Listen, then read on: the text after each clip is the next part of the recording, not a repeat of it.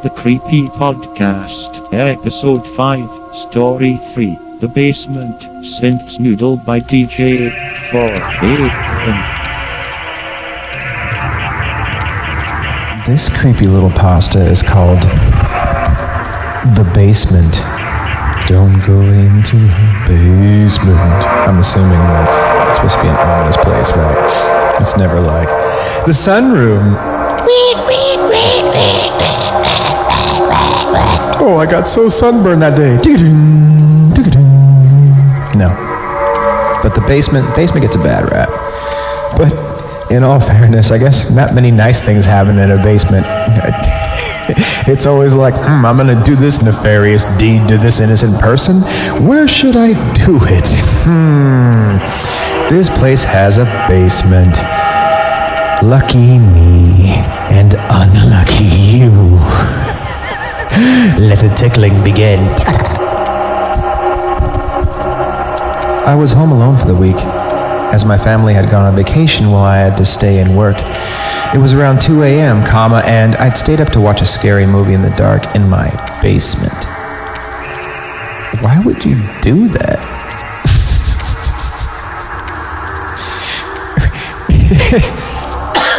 It's your house. It's not like you have the basement room. You just decided to go watch a movie in your basement. Nobody does that. Why would you make yourself uncomfortable when you have a home? That doesn't make sense to me. Okay. But that's what it says. Okay. I think there's some reasoning attempting to happen here. Let's see what it says. Okay. I was home alone for the week as my family had gone on vacation while I had to stay and work. It was around 2 a.m., and I'd stayed up to watch a scary movie in the dark in my basement. In my basement, I watch movies in my basement. Do you want to come watch movies in my basement? I was intent on really scaring myself and seeing how far into terror I could really go while still knowing I was safe in my own home. See, it's very Lovecraftian already. It was then that I heard pounding. Oh, the neighbors again. It was then that I heard pounding footsteps on the first floor. This was a common annoying occurrence when my family was home. Every time they passed through the front hallway, past the basement door, I heard their footsteps. This time, fear immediately shot through me at the sound. My reflex was to turn the television off immediately. The basement door was up a flight of steps and around a corner, so whomever it was would not have seen any light. I heard the basement door handle click and turn as I sat in absolute darkness. I moved slowly so as to be absolutely silent, and crawled behind our large television. As I passed it inch by inch, I noticed with panic that its black. As I passed it inch by inch, I noted with panic that its black screen still dimly glowed. I heard footsteps coming down the carpeted but creaky stairs. I froze in my hiding place, listening. For many long minutes, I heard nothing. Had the intruder seen the television's afterglow, or had it faded in time? Was it standing in the pitch dark listening for me? I seemed to lie there in total silence for an interminably long time. My panic began to fade, and I began to think more clearly now. Had I really heard an intruder? Could someone possibly be standing there in silence for so long without making any noise?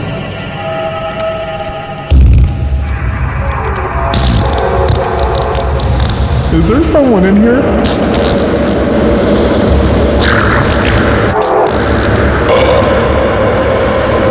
Had I really heard an intruder? Could someone possibly be standing there in silence for so long without making any noise? The basement was so exceedingly quiet that the silence itself began to hurt my ears. Could the unknown person really avoid any noise from shuffling or breathing or anything else? If there was an intruder, it was still in the basement, because the creaky stairs were incredibly loud. The door handle clicked, and it wouldn't know to mask its footsteps on the first floor so that they couldn't be heard from down here in my basement where I'm attempting to scare myself because I'm stupid. I began counting 1, 2 in my head, trying to pass the time as drool fell from my mouth onto the carpet. See, that really explains a lot. Right there. Right there. I didn't dare risk the sound of swallowing. I reached 60 seconds once, twice, 30 times, 60 times. By now, big money. 70. By now, my fear had faded and I was more confused than anything. I estimated I'd been crouched in the absolute black for almost 2 hours waiting for this plane to take off. For real. Seriously. They better give us lots of extra stacks of nuts. Come and had still heard nothing. If there was an intruder, none of this made sense. Finally, I decided I'd have to make a move. If I did nothing, eventually the sun would come up, and shine in through the small basement windows, and, worse, I began to smell something horrible and cloying. Okay, I don't know what cloying means, but I'm not going to stop and look it up right now.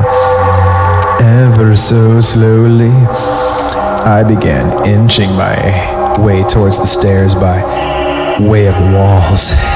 If someone was standing there in the dark, I should be able to go around them and then make a break up the stairs. Meanwhile, the horrible odor grew stronger. Odor's growing stronger. Had something died down there last night? I mean, seriously, it smells like something died. Really. And don't spray that stuff. And now it smells like corpses and roses. It smells like fish in here. It's just disgusting. No living person would smell like that. Terrible images of some sort of corpse monster listening for me in the dark erupted in my thoughts. And I moved as fast as I could without making a sound. I'm gonna get away from the po-po.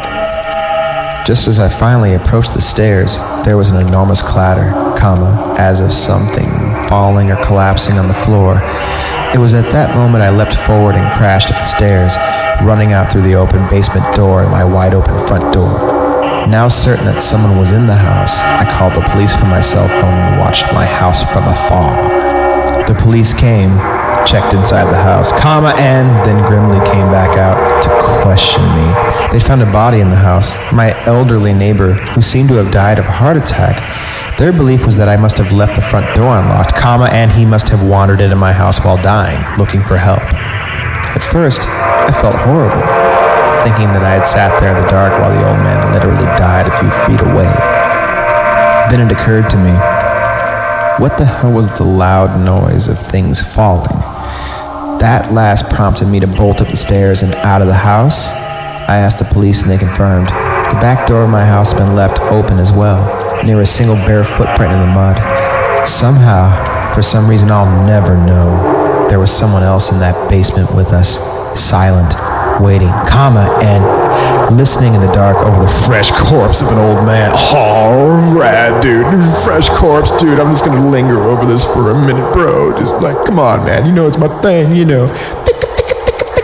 Fresh corpse? No?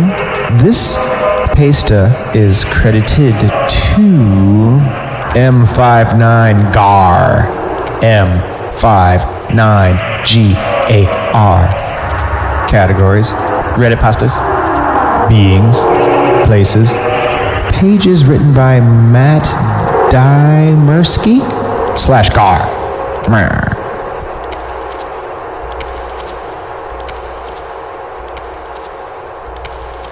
The Creepy Podcast is over.